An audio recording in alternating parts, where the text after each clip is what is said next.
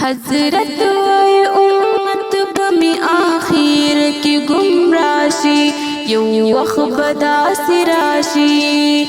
قرآن و حدیث پوری بہر ذکی خنداشی یو وخت بدا سراشی حضرت وای امت بمی آخر کی گمراشی یو وخت بدا سراشی قرآن و حدیث پوری بہر ذکی خنداشی یو وخت بدا سراشی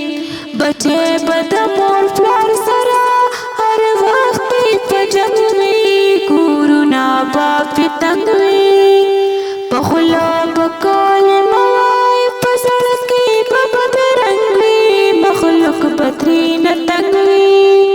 روزگار بد دروغ یو در بلا بدنیا شی